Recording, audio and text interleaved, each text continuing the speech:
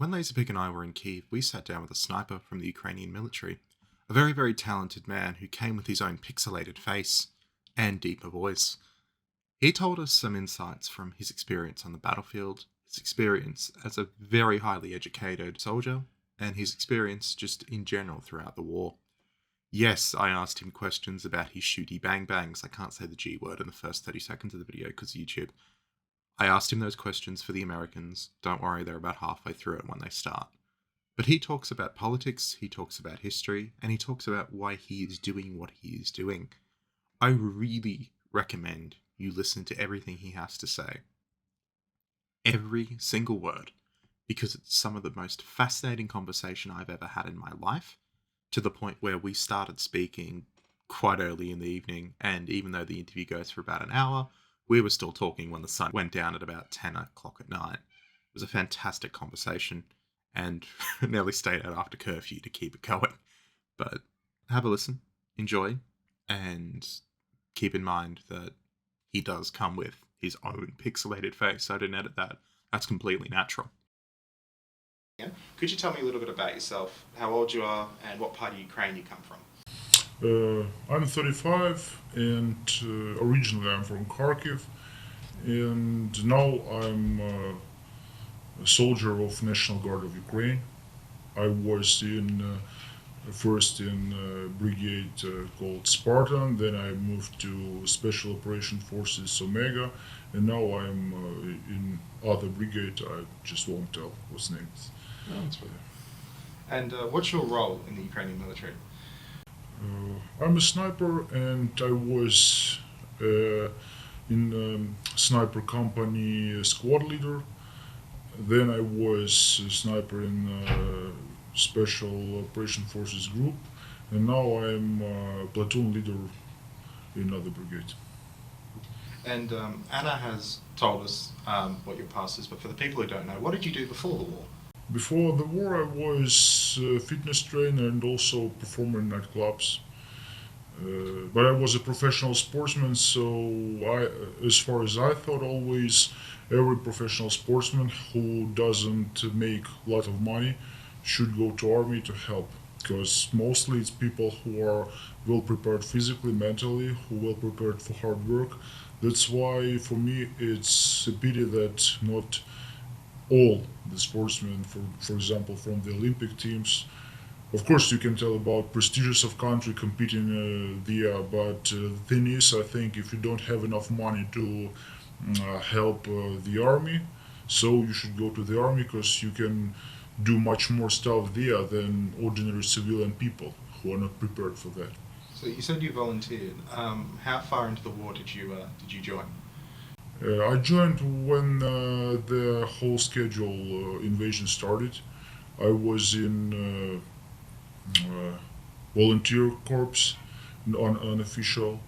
Then I went through. When a few months later, I just went back to civilian life because this volunteer corps, it was just closed because we were serving by the black flags. It wasn't official, so he was just a guy with a machine gun. And then I came back to National Guard and officially was mobilized as volunteer. And we were preparing to counterattack in Zaporizhia. And I was there for 6 months. The whole counterattack since it started by the end of the May until second part of December I was there. Robotina, Prokopovka, all this stuff. So, one thing a lot of people in the West, and you pointed this out to me before we were walking up, is they don't seem to understand why Ukraine keeps fighting. They don't get the history behind it. They don't get what the Ukrainian mentality is. So, in your opinion, the way you would say it, why do Ukrainians continue to fight? Well, it depends on history. You should read Ukrainian history to understand. We have few opportunities to have independent country with its own culture, and all that opportunities were failed because we didn't have enough power, we didn't have enough allies. Even to think about, we tried to make some agreements with Russian Empire when they were Cossacks, and we were just robbed by Russia, and every agreement it was broken. So in 18th century, Hetman Ivan Mazepa tried to find allies in the most powerful country at the time, Sweden, and we also lost them. It was at Poltava. Yeah, yeah, yeah. Peter the Great, they just crushed Mazepa, and through history, some people just don't like Mazepa, although he was a pretty clever guy, and it's not his fault that his allies were not strong enough to help. It was like the moment of truth, and once again we lost. And like in the beginning of the 20th century, we also got opportunity, and we also failed because we didn't have enough active leaders. They just couldn't make some, agreements with each other. They couldn't do. Everyone wanted to do as he thought it's right. So, and now, through 30 years of independence, we already have country, and I think for many people it's just a historical chance to change something through history. Of course, not many people understand, even in Ukraine, how powerful is Russia, how good is Russian army. If we will just remember what happened in our counterattack in Zaporizhia, you could understand that they are pretty smart and they learn, they study from their mistakes. So it's very hard to just keep holding. But I think motivation of people is different because some people trying to fight because of justice. It's like some moral code. Some people because they think that it's just not right what's happening. Some people want to save land. Some people want to save language, uh, to have right to identify themselves like Ukrainians. So everyone who fight got their own reason. But the fact is that still we've got plenty of people who are highly motivated, I think. A lot of people say, particularly in the West, but I heard it a little bit in Lviv and in the west of Ukraine itself, that it wouldn't be the worst thing in the world if Ukraine had to give up a bit of land for peace. Whether that's, I would personally call that appeasement myself, but I'm curious to see what someone from Kharkiv, someone from the east, has to say on that. It depends what do they mean when talking about lands. Donbass and Crimea. If we're talking about Donbass and Crimea, I also think that these places are doomed, and we don't need them. I'm sure that we can live without them for sure, because it's like 10 years went and there is just generation raised with that propaganda. They just don't want to. They don't identify themselves like Ukrainian. It's like psychological thing that they think about Nova Russia, about small Russians who are Ukrainians, and there is no such nation as Ukraine. It's no big deal. The thing is that people who tell these things through some interviews, through some speaking to other people in the street, they usually are not military, and they just think that it's so easy. They just make this bomb and you just sign the agreement, and let's give them the Crimea, let's give them Donbass. But no, the thing is, then, like I always say to my boys in my deployment, the thing is we just can't do that because we don't have how to say it in English, strong position. We need to have strong position to make some good agreements for us. Because now, when we are just holding, trying not to get them through Kharkiv region, through Zaporizhia, we just can't say anything to them because they have the lead role. We need to stop for the first time, and then maybe it can be. But the fact is that you won't win the war by capturing the land. Winning the war, it means to destroy another army. It was like in First World War. Germans captured lots of lands and they lost. And here it's not about, for example, I think it's no big deal with small villages without people. But when we talk about agreements, when people talk about it, they just don't understand the whole business, what's happening. Russians are not interested in that. And first, they maybe they can stop for some moment, but if they told us already through their propaganda they need Odessa, they need Kharkiv, they need the left shore of Dnipro, so why won't they go there? Because they signed the agreement. As far as we see, it's like UN doesn't work, like League of Nations didn't work when Hitler started all this stuff, so it's just will be another paper. So that's why I think it's not about even the lands. It's about more. It's about like how people self-identify themselves as Ukrainians and how they want to save the country.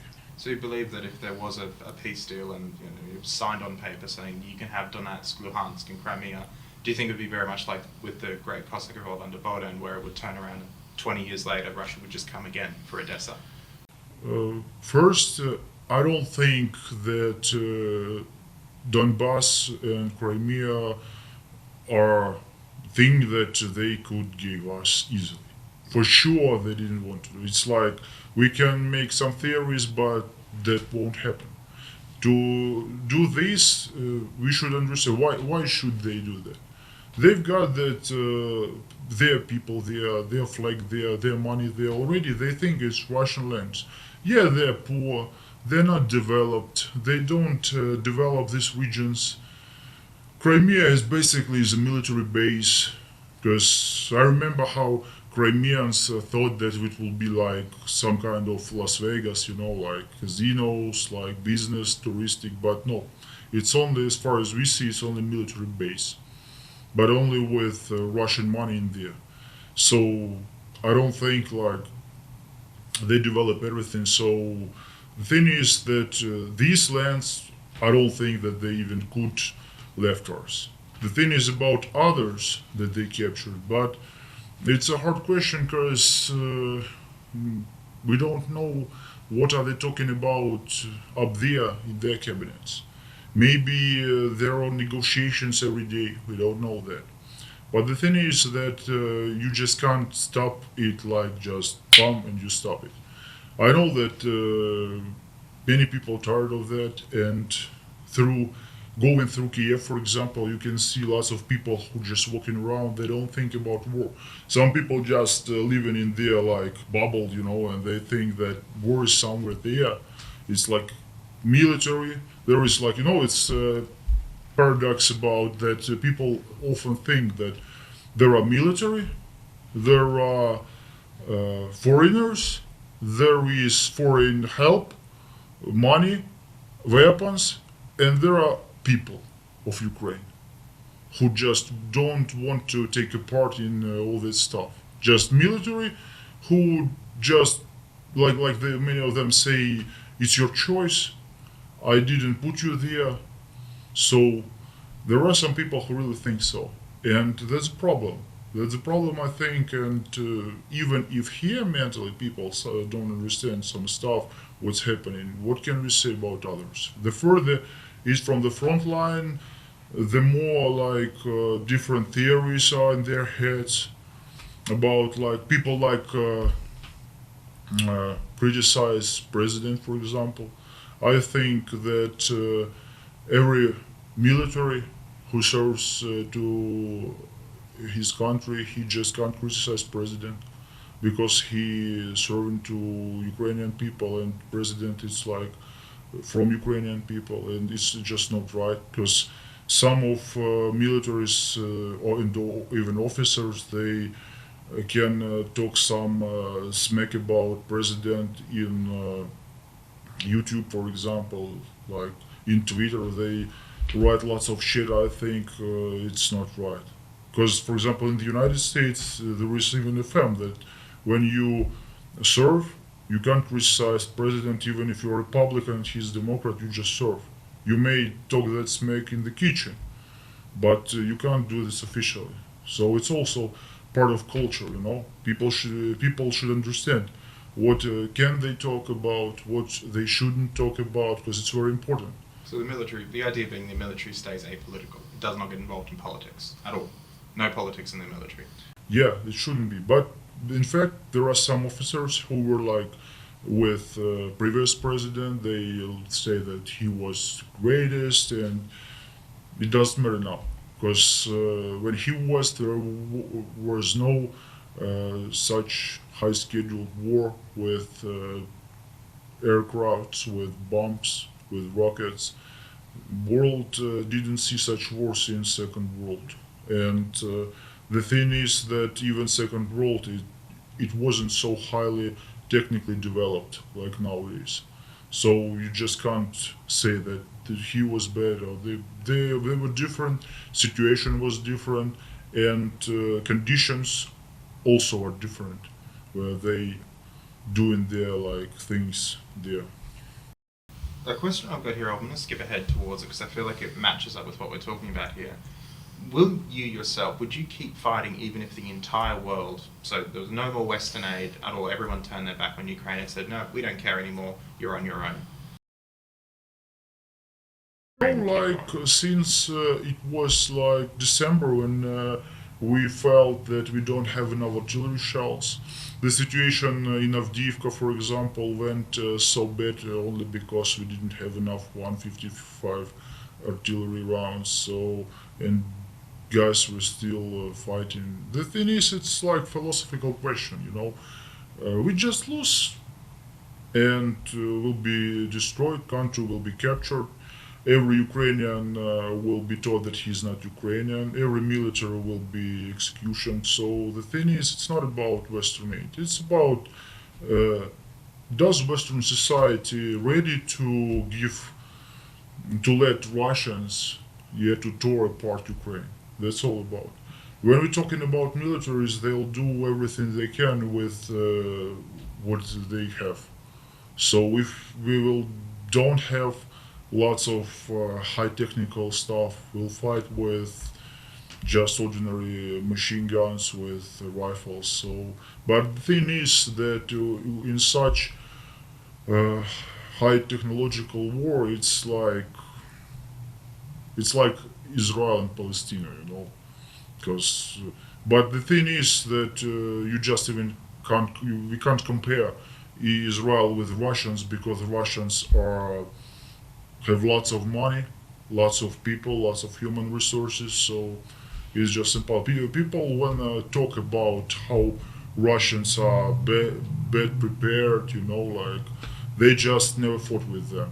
They don't know that it's also part of propaganda through our TV that many of civilians they think that Russians, you know, are like stupid guys from villages who came for money. Who, yeah, there are some of these, but there are some of real pros. There are some of real pros who went through different wars, different conflicts internationally, and they got lots of experience, and it's hard. And we should understand that they got lots of resources, so they got also high technological stuff, and it's very hard.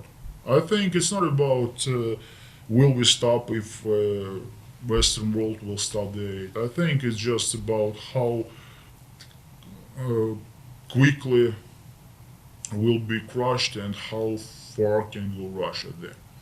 Because basically, I don't see the problem for Russians after us going to, for example, Baltic states or Moldova.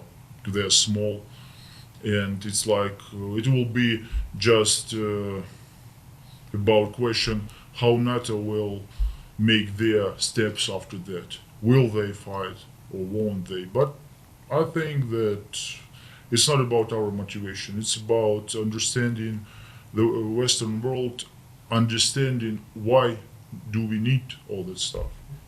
And do you, before we get into the questions about your role in the army, do you personally believe that Ukraine will win or will hold? It depending on what we think the win is. You know, when we're talking about borders of 1991, as for me, I don't believe in this. And when the counterattack in Zaporizhia started, we were sitting with guys from other snipers from other brigades whom I knew, and we were thinking about when will all that movement end? Before Tokmak or in Tokmak? Because we understood, like soldiers, we understood that it's like utopia, it's unreal to get through. It's suicidal squad, doing missions. And that's why I'm asking people if the people who talking about borders of 1991, I think they should show by their like doings, but by their I don't know this word in English, like Their actions? actions. Yeah, actions. How will we do that? Because to sit in Kiev, like going there, putting flowers somewhere, making photos, and to say that we'll be on the borders in 1991, it's like easy to do. But be there on the front line, it's like patriotic things, The further from the front line the soldier is, more patriotic he is. The closer to the front line, then he thinks another way, and that's why that's also like philosophical question. I think we can hold on, and I think our mission is to save our country, because this is war for self-identifying ourselves, for saving culture, for saving language, for saving country itself, Ukraine. Because Russians, they always say in the interviews, you can open their channels, and some of their, for example, like Tabachnik, our former minister of culture in Yanukovych, he told, like officially, he told that Russia should de-Ukrainize Ukraine and then re-Russificate Ukraine. De-Ukrainize and re-Russificate. There should not be a Ukrainian language itself, like they always say that it's a dialect, and it's like also psychological things. And many people, they really, even living here, they believe in this shit when they're talking about that everything Ukrainian, it's like village stuff of village people. And Ukrainians, they are from villages. And Russians are from big cities. Big Russian culture, where is Dostoevsky, Pushkin, and village culture of Ukraine, where is Shevchenko, Franco, Lesa Ukrainka. And that's like propaganda narrative. They won't tell you that they were killing Ukrainian writers, Ukrainian poets. Yeah, they won't mention that they took Ukrainians from Ukraine and sent them to Siberia. They won't say that. They'll say that it's just small culture and our culture is big because of, and they, etc., etc., etc. It's also a psychological propaganda thing. You've mentioned this a few times, and I know I was going to ask another question, but it just popped into my head. It sounds like being Ukrainian, what we would call a healthy version of nationalism, it's really important to you. Because we hear a lot online, and there's a lot of people who say, particularly out in the Americas, who say that, oh, Kharkiv or Kharkov is just Russian. They speak Russian, therefore they're Russian. But from what you're saying is you are very proudly Ukrainian. Of course, but what language do the Austrians speak? German. German, yeah. And what language does the Americans speak? English. So maybe it's like United States are English country, or Australia maybe it's English, or Canada is maybe, yeah. And Austria is German. But no, we don't say that there is no Austrians, there are no Americans. Although we know the history from the United States, and we know that United States was gathering of different peoples there. Irish, Scottish, English, yeah, and Indians who were there for centuries, they were just put back by Europeans who went. So it's just because people in the United States, they don't really get it, what is it? Why is that for? It's like Germans. They're much closer for us, like watching through kilometers than United States, but mentally they are so different that, like when all that stuff started, some of my German friends told me, why is that so? We were buying Russian gas. It was cheap. We were developing our factories. Russians were getting money. And now there are sanctions. They are losing money. We are losing comfortable life. Why is that so?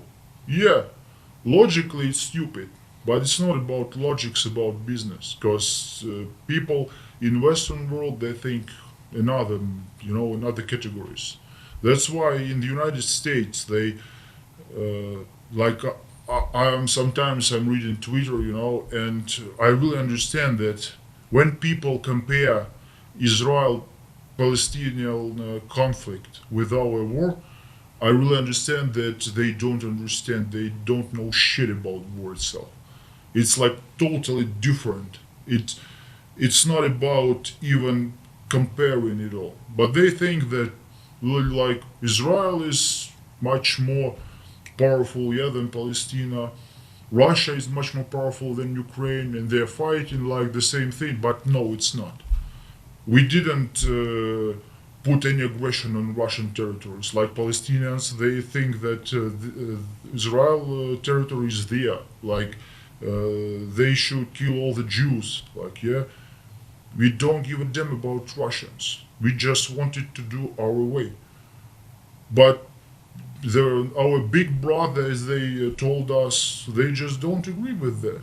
They started from like those interviews of Putin with whom that guy Tucker Carlson. Tucker Carlson. Yeah, what did he say about Rurik, about Russian lands, no NATO, no nuclear weapons? Yeah, like they started all this stuff. No, it's just basically historical thing.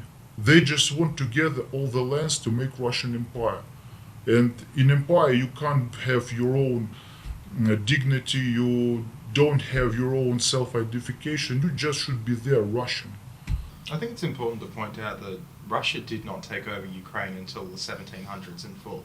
Ukraine existed until well after the United States was a country. So just pointing that out for the recording, because a lot of people say that, oh, Russia's always owned Ukraine, so it's always part of it, but it's not true. Yeah, it's not true. And through history, if you read history, we are pretty close to Lithuanians. Yeah. When Lithuanians were great, when they got lots of territories, even watching the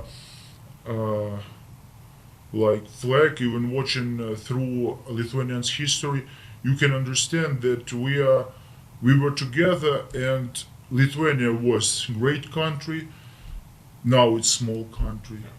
And yeah, and also like the stuff with our country and Russia, so like Kiev was mother of like Rus cities, yeah, always mother of cities was called. Moscow was further, so it's like it's just the thing is that some propaganda guys like fake historians, they started to do like some kind of works about that there is like Russians, Malorussians, and Belarusians, and this one big nation, and there is like a big mother nation, and others are small, but it's all propaganda. In fact, the thing is that, for example, Belarus, they depend on Russia with everything, and when we think about Belarus, we just think about Russia.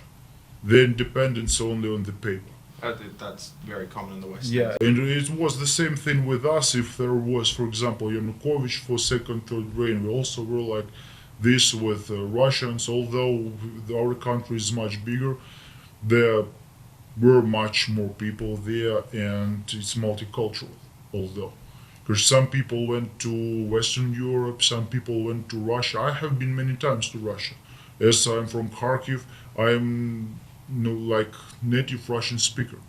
In my ordinary life, I didn't speak Ukrainian, although I know Ukrainian well. I was studying it in school. I was studying history. That's why when all this stuff started, I understand that we should protect our country.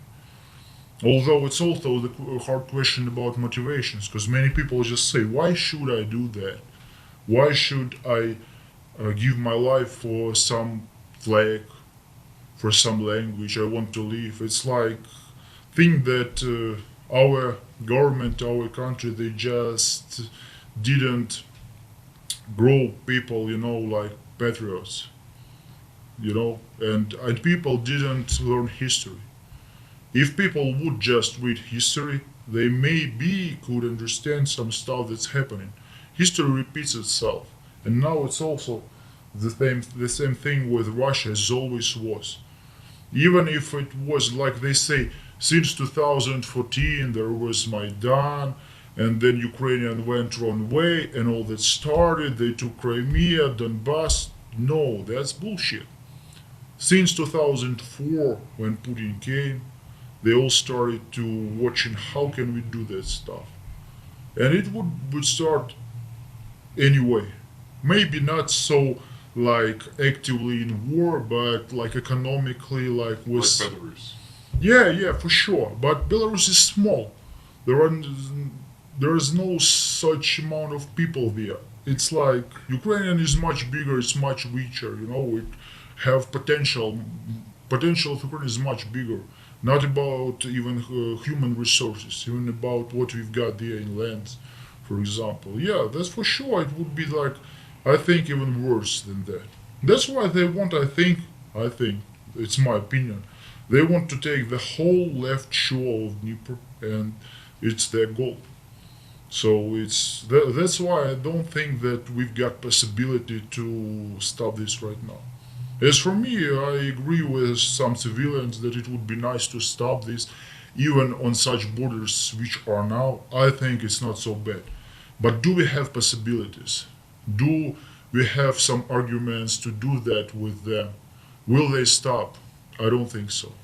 Because when this all stuff started, when they went to Kharkiv region, when occupation started in February 2022, they what did they do in these villages? They found veterans of anti-terroristic operation, and they just tortured them, killed them, because these were military patriotic people who were fighting for Ukraine as a country, for its flag, for its independence, and they just killed them because they thought it's like Nazis, like they say, like denationalize, yeah, like these propaganda things, though.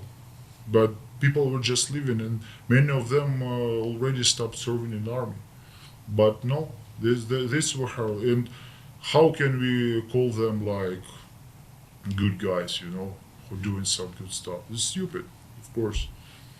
Um, Thank you for answering all of those, but I know that there will be people who want me to ask questions about, well, effectively what your job is, because they'll be sitting there going, stop asking questions about history, ask him about what his job in the Ukrainian army is. So, you have any ideas? I mean, just going back to an earlier point, even if Ukraine had never ever been its own country, it had always been part of the Russian Federation, the Soviet Union, do you see yourselves as Russian, and would you want to become Russian? Yes, for me, I don't, and I don't know people who want this. Yeah, there are some percentage that identify themselves like I already told that Russian is our like mother country, big brother, and we are. Yeah, there is some point of elder people who think so because they just have some nostalgia about Soviet Union, about sausages that costed 3 cents. But the thing is, it's only because, like I say, it's about their own interests.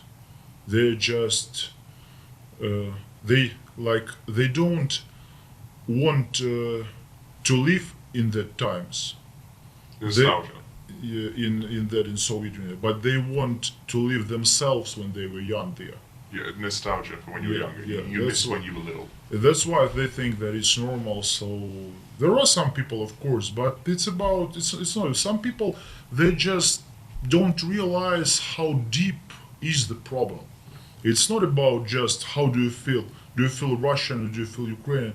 It's about Russians which trying to say us every day that we are no nation, we don't have language, we don't have history, we don't have flag, we are like nationalistic, some Nazi stuff.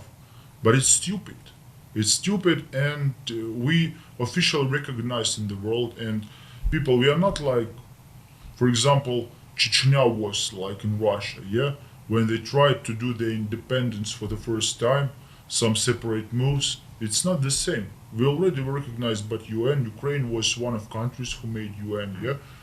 But the thing is, yeah, there are some people, maybe small percentage, that think, especially in Donbass region, that they think it's better to be with Russia. But it's only because their interests are very small.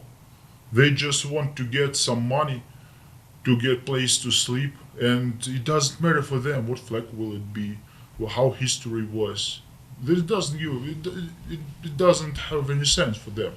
That's why it's like you can say about every other nation, you know. Some nations who are well developed by cultural way, who got, for example, developed Western countries, people there identify themselves as citizens of that countries, and they like or dislike some stuff which is happening there. Like for example in Australia, like you can like government you may don't like, but you understand that you are Australian. Yeah, I hate my government. I think it's an Australian cultural thing. We all hate our government. Yeah, Who's in yeah, charge? but you live Oh, we there, love our country. and you understand. You love your country. Yeah, some people from our country, they small percentage, they just don't get it. Why should they fight for that? Yeah. It's not the problem of country. It's problem of previous, like their fathers, their grandfathers, who were just surviving through history, just working hard in factories. They didn't read books. They didn't think that it's important. But even if we taken off this thing about language, about flag, about anthem and other stuff, it's just unfair that you was living your life and someone came and started to tell you that you are living wrong, and just give me that room, it's my room, because this place was like 300 years ago, this was my toilet here, for example. It's stupid. And that's all about this.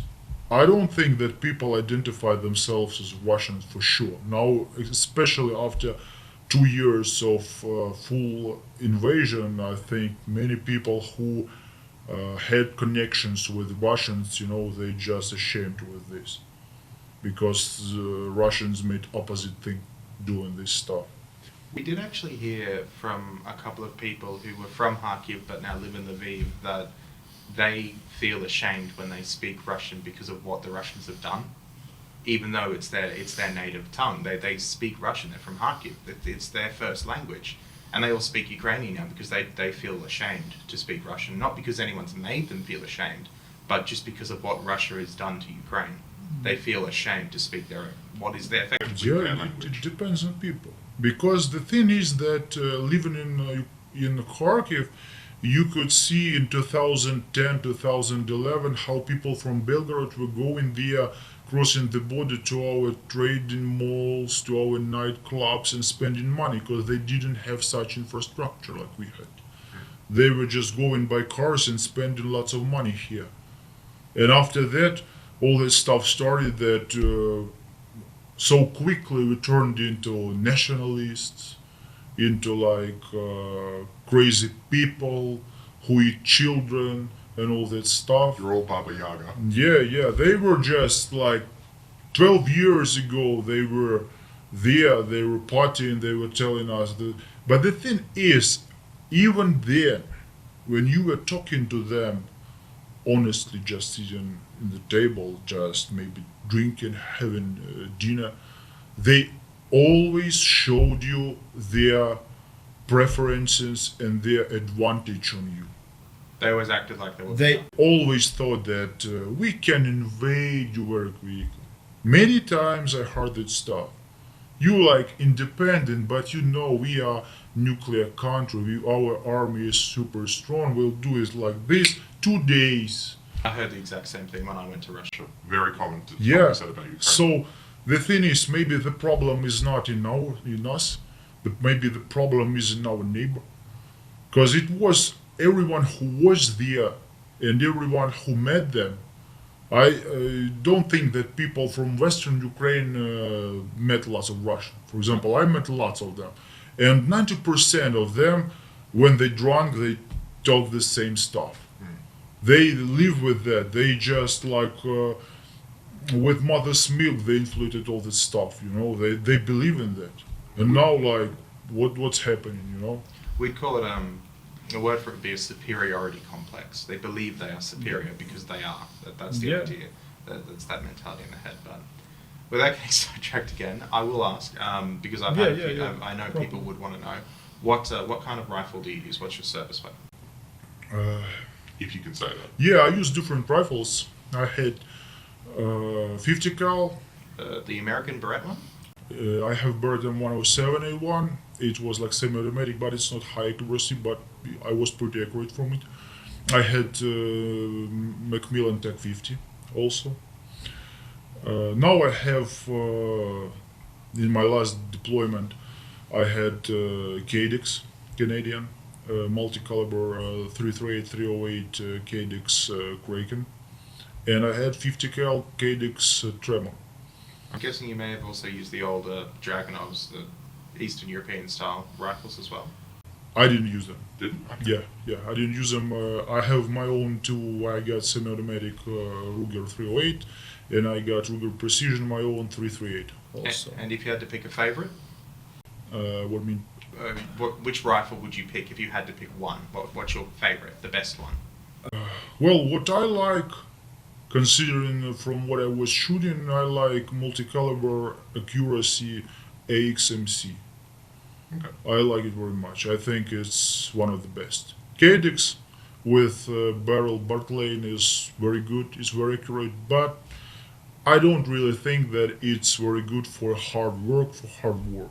For accurate shooting on the range, yeah, for sure, it's great. But for war, AXMC was, I think, the best. If we're talking about like standard 338, 308 caliber.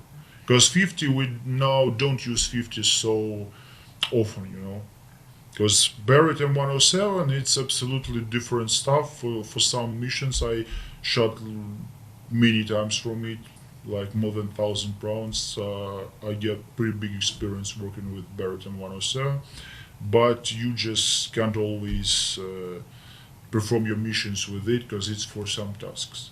But when you're talking about classical sniper work, it's AXMC, I think. Because I think it's like when we're talking about our Ukrainian army deployments, different deployments, armed forces, National Guard, there are, I think, few multi-caliber rifles that are popular. It's like Barrett Murat in armed forces. We had in South Omega Cadex, Kraken, and AXMC. I think AXMC is the best out of this. How do you find your equipment as a sniper stacks up to your Russian counterparts as their snipers? If you were to compare how effective your equipment is to theirs. Russians are very great. They're very good professionals. They got their own rifles. They got own round factories, which is very important for NATO calibers. They got own 338 bullets, 50 BMG bullets. Lots of calibers they do in Russia, and they got their own rifles. They are really good professionals. So what kind of rifles have you encountered them using? Is it mostly older Soviet equipment or modern Russian? They're using modern Russian. They're using more professionals who are real professionals, who are not like one time, like I call one time sniper. Yeah, they have just SVD maybe, but real pros who are in Russian SOF. They've got Orsis 5000 Russian good 338, and also they started to make some new stuff there. We're also making we got our own semi-automatic marksman 308 rifle Yorta with good quality, very good. And I think when it will be on the market, now we just don't sell it because we don't have enough. All that factory make, they go into the army. But when they'll sell, I think in United States, in Canada, people will buy it for sure because it's like one of the best semi-automatic rifles that is UR-10. Yeah, of course they got new things, and we're also trying to do new things. War develop weapons for sure, because war changes. It's like when the invasion started, it was one stuff. After 6 months, there was another stuff. 6 months later, there was like drones, FPV drones appeared. Then FPV drones with night vision appeared. So it changes because it's very active and high technological war. That's why with rifles also think. Actually, that's a really good point. As a sniper, you're not with the rest of the army all the time. You're by yourself, or you're with a small squad. How do you handle the drones everywhere, and while you're trying to stay hidden? Now it's very hard. To be honest, without buildings, now it's very hard to perform, almost impossible. For example, when it was work in Bakhmut, there were lots of buildings, and there were no FPV there, because there were mostly wedging drones like Mavic 3, Mavic 3T, who were just filming, maybe dropping some grenades maximum. On the counterattack in Zaporizhia, FPV drones appears. The Russians got their own SWAT team on drones, which worked like total pros. They started to kill lots of people, destroying lots of technique there, and we decided to work in the night. We had opportunity. But now when night drones appeared, it's like total massacre there. And the thing is that now at least somewhere there is like green there, trees. Maybe you can make them position if they won't find you before you get there. When you get there, you can hide already. There is some stuff you can mask yourself. But to get there is the question. It was like the hardest thing to make in Robotina. When we were there, to get there and get back. Because this part, when you going in and going out, it was the most dangerous. Not being there, not taking part in operations, but going back and going forward. That's why, yeah, it's very hard. And now who making like some electronic devices to break the drones, that have some advantage. Yeah, it's high technological war for sure.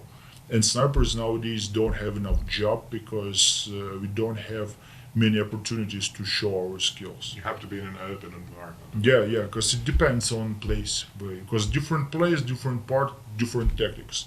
But where is the city? Where is the building?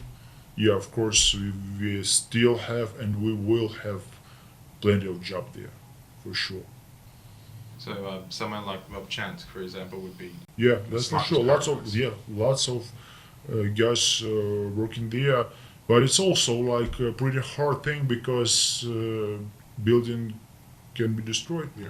So you should make shot and then go back, run away, because you don't know if they'll just destroy it or they'll just destroy some part of it. So it's like to be a pro, you should make shot and then get away from this. So yeah, it's dangerous work, but there is a possibility to work. You've got an advantage because you got height and you got the vision. But the thing is that it's pretty complicated work. It's one of the dangerous part of work, infantry, like sniper. You should always have some risk. But basically, like we joking that snipers are cowards, so they just don't want to die. That's why they think twice what they do. So yeah.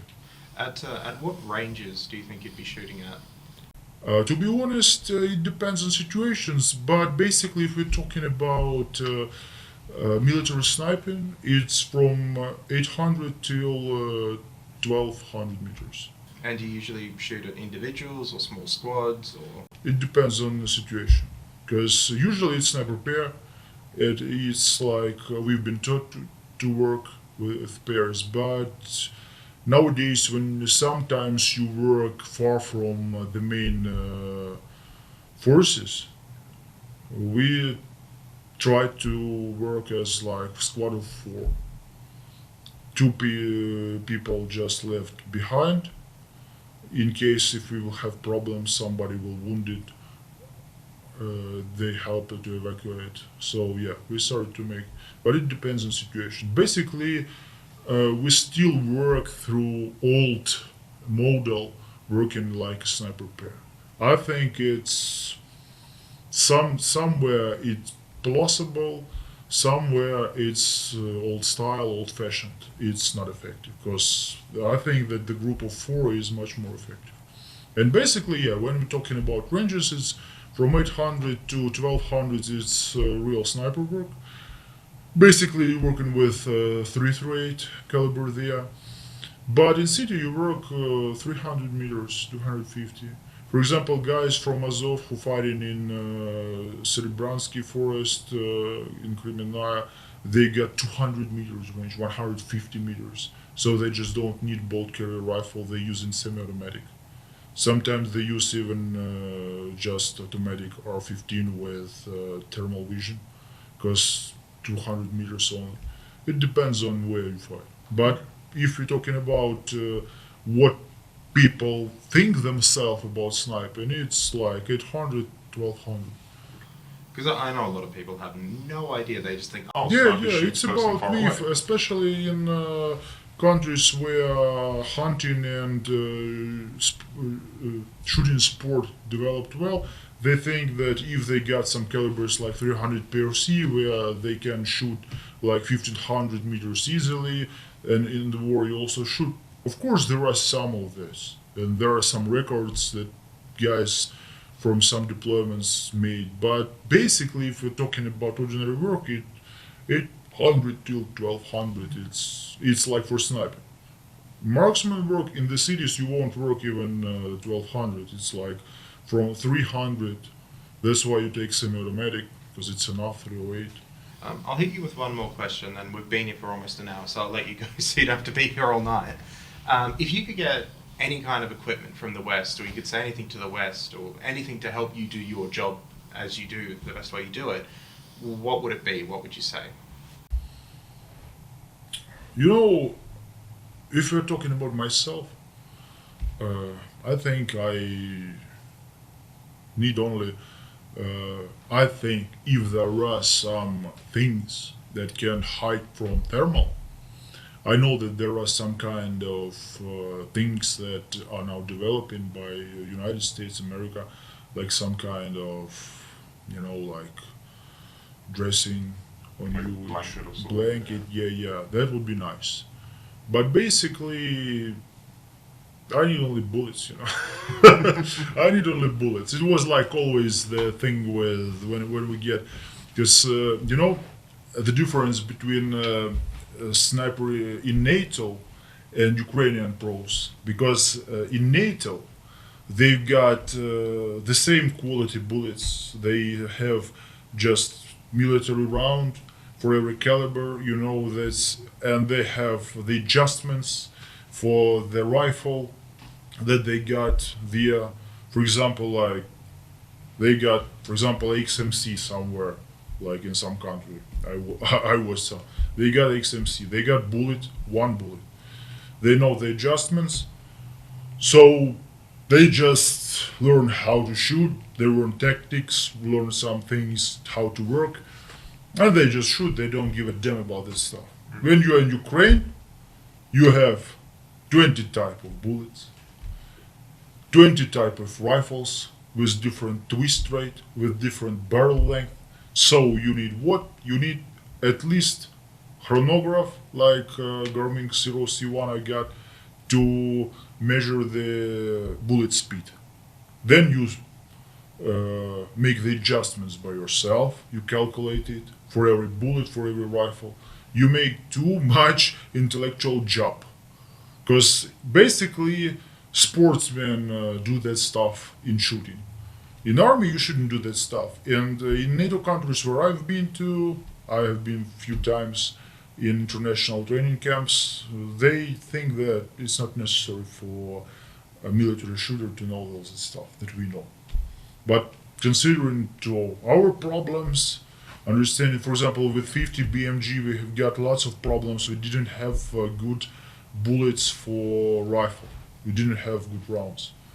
The rounds that we had when we just started to weight gunpowder there, it was different weight. so they shoot always different. You just couldn't get a group, so you didn't have opportunity to work from 50 cal, and it was the problem through the whole Ukrainian armed forces. If we are talking about high accuracy shooting, that's why many guys who had 50 BMG in their deployment, they just put it on the shelf and just took 338 because they didn't have. We ordered bullets for money, for our money. We gathered and we just asked one guy to reload the bullets with the same weight and to change powder. And yeah, they started to fly good.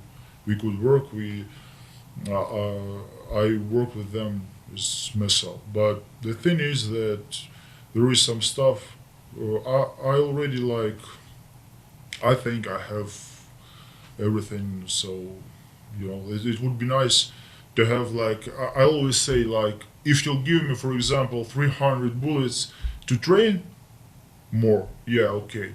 But if we're talking about performing missions for this time, since I started to do the job, I already have yet everything I need, almost. So, to be honest, because there are some militaries that can say, they're foreigners, they got money, let's ask them some stuff. But no, I don't think that it's necessary, because maybe if your guys who want to donate to help, let them help to someone who needs that stuff. I need only bullets. I always say, like Anastasia, when I get Ruger my own, I bought it. I asked her to help me with bullets to train. Yeah, and she found money and helped me, and I appreciate that, because to be in a good shooting shape, you should shoot. You should shoot. You should understand the bullet. You should understand the rifle, because you forget it. And also, what is important, because mostly now we don't shoot from the ground. It's mostly always the jump from the tripod, standing or sitting, but not laying on the ground. And guys who shoot on the paper very good groups, they just won't work because you don't have opportunities to work on the laying on the ground. And that also what this war showed us for at least last 1 year. And I will ask the stupid question because someone will cry if I don't No ask it. problem. Have you ever shot someone?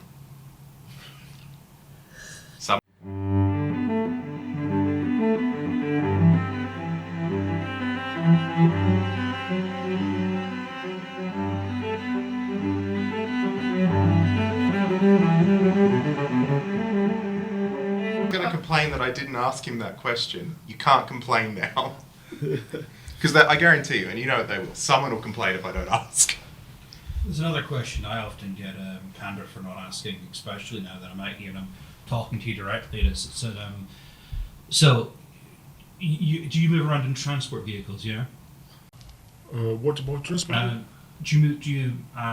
When you move to the front, do you Yeah. use your own vehicles? Yeah, only just ordinary vehicles. Just ordinary, like ordinary trucks and cars? Ordinary pickup trucks, nothing special. One time when the contract started, we were driving the BMP Russians into the armored vehicle. It was like them, I didn't want to go in it, because I always think that, God's sake, who moving in BMPs, they're all dead. They're tiny, you can't get out of them if they get hit. Yeah, with Bart M107, it's like this. Sitting there, you just can't open the door, and you're thinking oh, we can be burned here very fast. Damn. I also want to point out he's quite tall. He's about as tall as I am. And I've sat in a BMP. They're not comfortable. They're really small. Yeah, and with the gear. Yeah. With the gear. I didn't have gear on it, I wasn't comfortable. Yeah. With the gear of the rifle, it was awful experience. Very with lots of adrenaline there, but as far as you can see, I'm still okay. But it also was we just moved out of it. We were working with three. We got a sniper pair, me and my partner, and the guy was covering us. He was a help, because I couldn't care automatic rifle or machine gun with myself. I had only pistol and Barrett, and one guy should cover me because I couldn't take and Barrett and R15 or AK. It was impossible to carry all this, and that's why he was. And we just went off the BMP, and mortar started to show. We just wanted watching. There was like some corner of the forest, and I watched, and there is like one half of Russian, laying in some kind of like how this in English. The ditch. Yeah. I'm watching like let's take him off and go there. He was in there shooting, like they then stopped. Then assault started, and they forgot about us. Started to fighting our troops, which were assaulting Russian positions, and we were just in the back line. We were watching all this stuff. But the thing is, that's usually we use pickup trucks because it's very quick. The thing is, what is super good and what is very effective is to have buggy, small, open. It's very fast. Like a convertible. Yeah, it can go everywhere. It's very fast to go on it, go off it. It's very effective, especially when you're working with small groups. It's super. Yeah. So the question I do need to ask is, well, you have been in a BMP, so how did you fit because they are quite small, so how did you fit your balls inside? I take them off before the mission. I take them off before the mission because I'm afraid I can lose them there, Then I come back and put them off. I never took phones, documents, because I don't want to, Yeah. Well, thank you for coming all the way to Kyiv. I mean, we wanted to video call you an interview from Kharkiv, that was a couple of months ago, but I'm glad we were able to catch up with you while we were in Kyiv. Yeah, it's.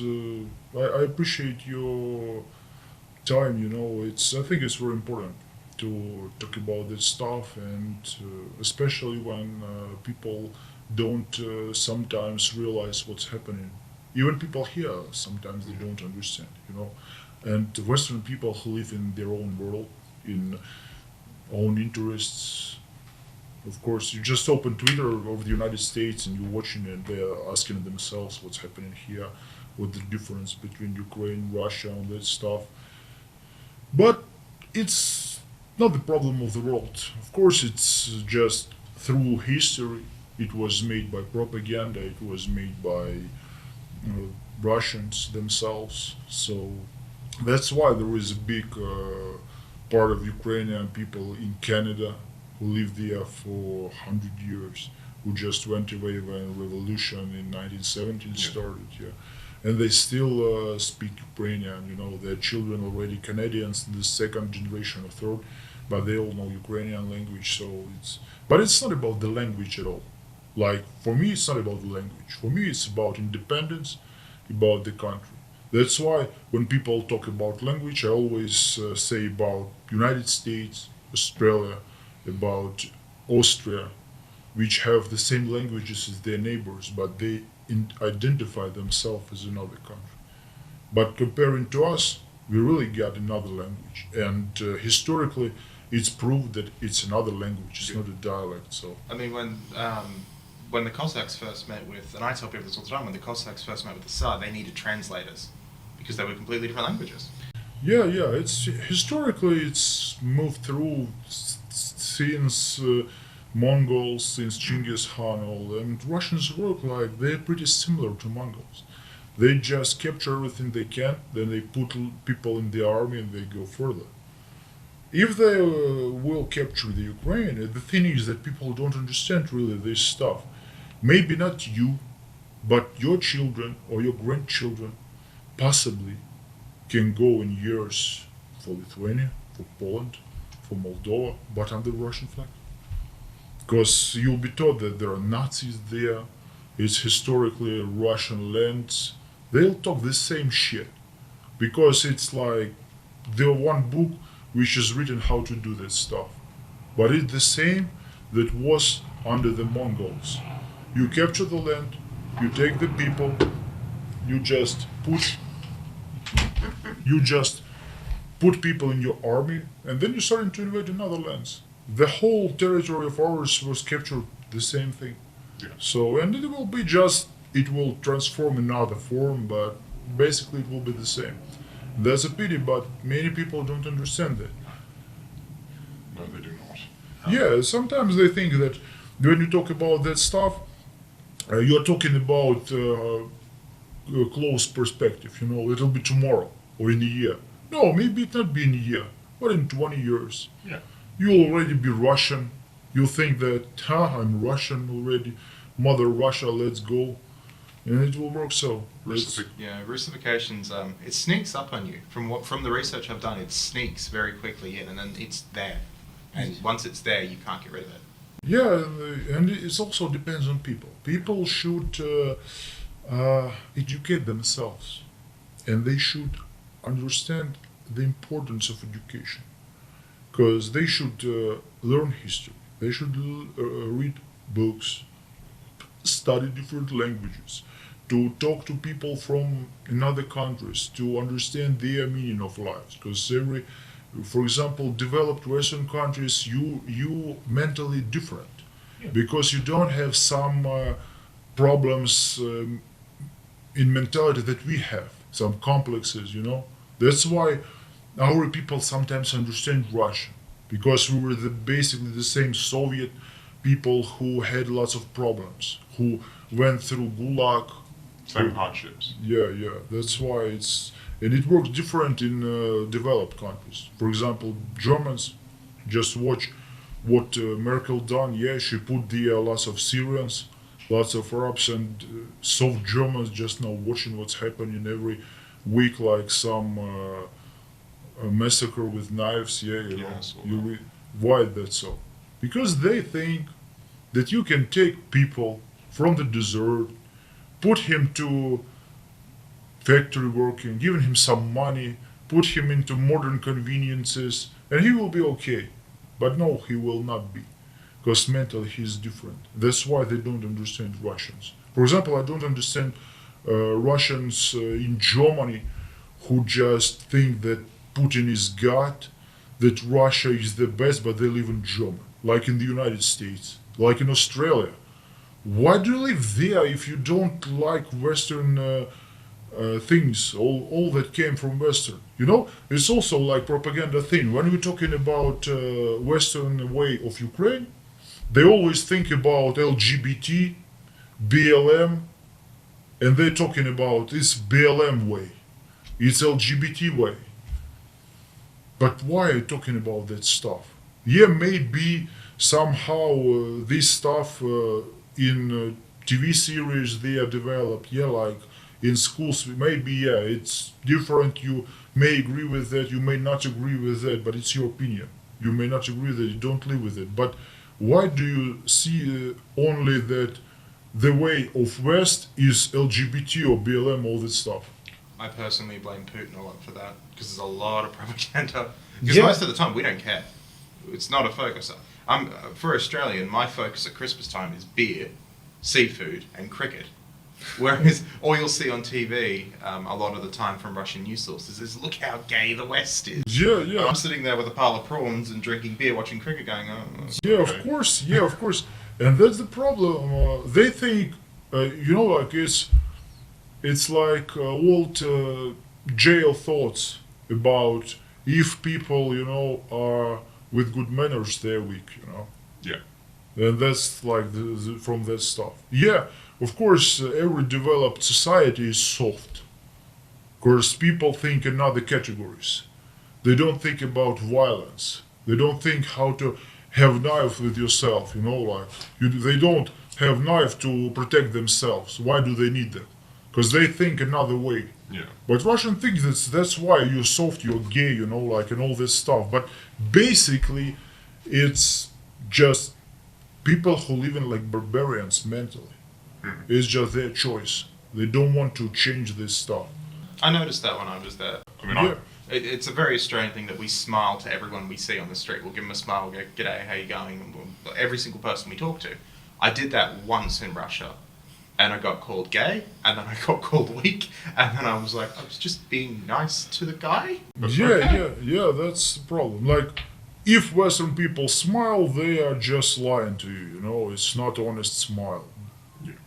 But if Russian says, go fuck yourself, it's like, okay, he saying the truth, yeah, okay, you think it's normal. But yeah, mentally the same thing, you know, like, and that's the difference between some of our people, of course, also, we are, somehow we are far from Western mentality, that's for sure. I've noticed you're very, like, compared to Russia, like, every single Ukrainian I've met is, I would consider them much, much more Western. Yeah, you guys are Ukrainian, you are different. You are, we're different cultures, we absolutely yeah, are. But when I speak to a Ukrainian, I'm like, I'm speaking to a Western European. That's what it really does feel like as an outsider from Europe.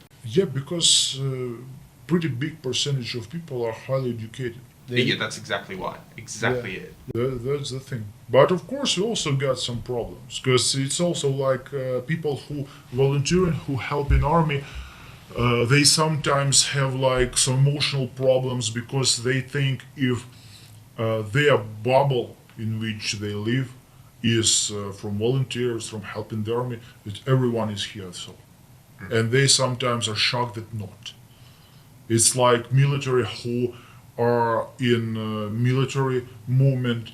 He go, for example, I just can't wear sometimes uniform, you know, here because I was driving the taxi. Why? Because I don't like going uniform outside. I feel myself uncomfortable. And after I came from the battlefield, for at least 2 months, I just had some psychological issues. I just couldn't be in the crowded places because I felt myself uncomfortable. Although I'm mentally very firm, you know, I don't have problems.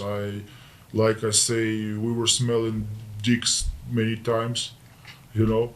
I always say for the soldiers, like, I've already smelled some dicks, so bro, I have been to some places and so awful things. But the thing is that here in safe place, you know, I was feeling myself uncomfortable. It's called, like, I don't know in English, in Russian it's like PTSR. It's like We've got a couple of words for it. It's post-traumatic. Post-traumatic, Or yeah. shell shock is Yeah. the older word that we use. Post-traumatic, that stuff also, and only in a few months I could feel myself okay, but the thing was, yeah, I felt it myself. One guy from my previous platoon, he just went to psychologist and he's laying in hospital since September under the drugs because he was mentally broke totally. Yeah. Because he just couldn't manage with it. Although in real life he pretty firm person, even like alpha, you know, like aggressive. But on the battlefield, you never know. You eventually do break down. I used to work in, part of my job was to help Australian veterans from Afghanistan who had mental problems retire. So a lot of them are very, very strong people, but the moment that a loud bang happens or something triggers them, it's very hard to sort of snap them out of it. Yeah, it's also the thing that people should prepare themselves psychologically.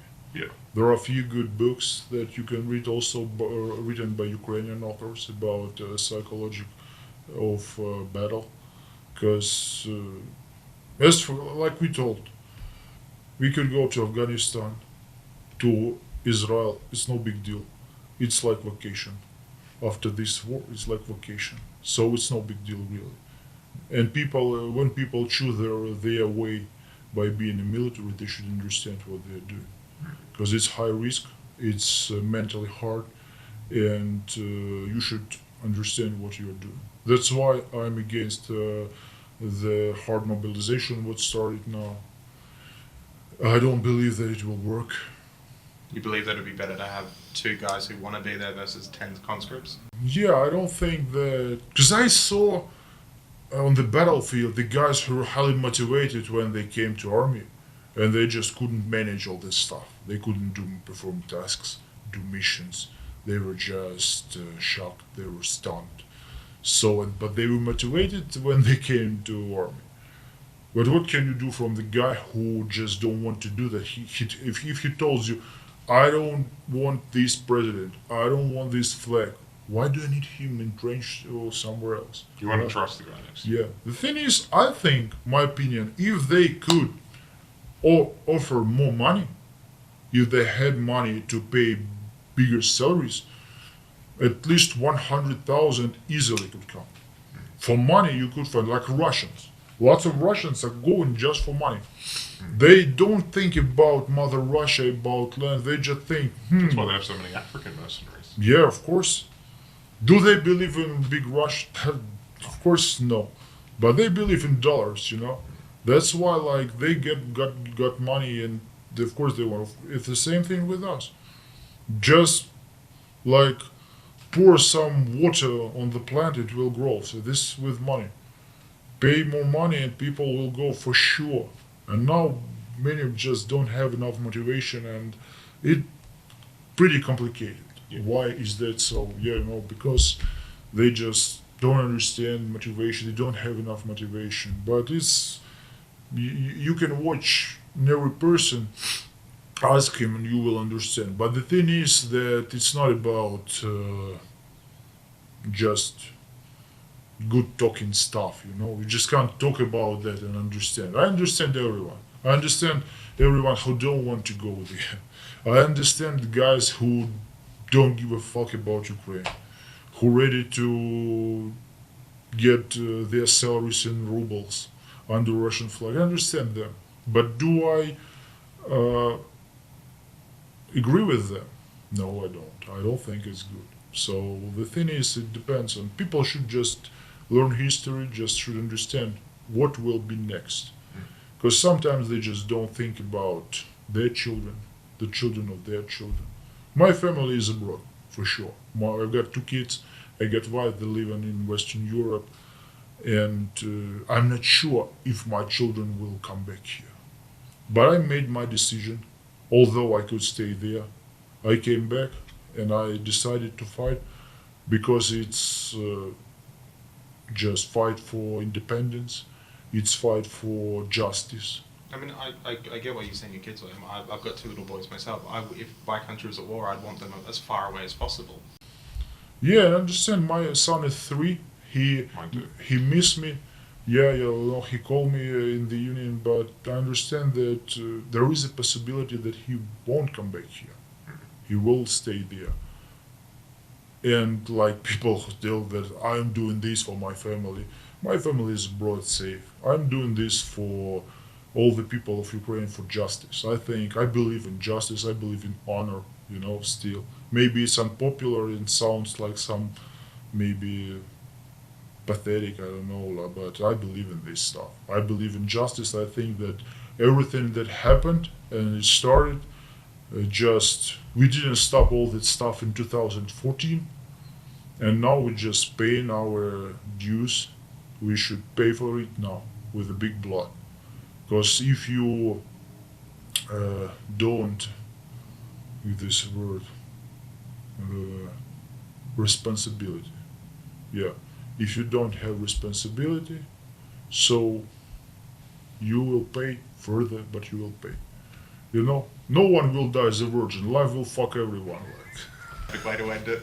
That's the perfect way to end it. All right, we'll end it there. Thank you.